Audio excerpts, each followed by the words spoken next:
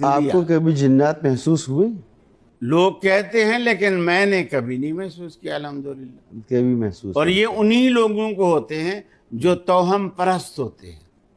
اچھا، انہی لوگوں کو آئے گی تو بات کریں گے نا. انہی لوگوں کو ہوتے ہیں جو توہم پرست ہوتے ہیں.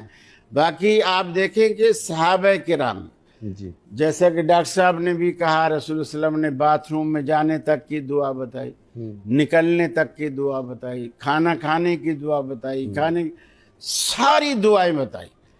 مجھے بتائیے کہ نبی کریم نے پوری زندگی کبھی کسی صحابی کو جن نکالنے کی دعا بتائی؟ اس کے باوجود ایک میرا ویلڈ سوال.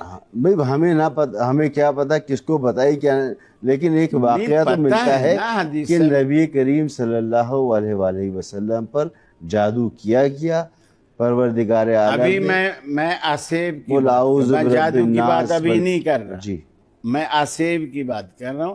آسیب جو لوگوں کے ذہنوں میں یہ ہے کہ جن اندر گھس جاتا ہے اور اسی کی زبان سے حلول کر جاتا ہے، حلول کر جاتا ہے جن، اور اس کو بے باس کر دیتا ہے، جی، اور پھر اس کے اوپر پورا کنٹرول کر لیتا ہے. تو یہ تو انسانی زندگی پوری مفلوج ہو کے رہ جائے.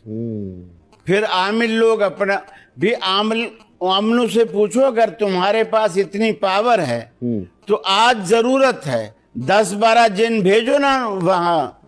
ہاں بھیجیں نا، ایران بھیج دیجئے. کہاں بھلا بھیجیں؟ اسرائیل نا. نیتن یاہو کو اور کچھ نہیں تو کم از کم دماغی طور پر تو مفلوج کریں.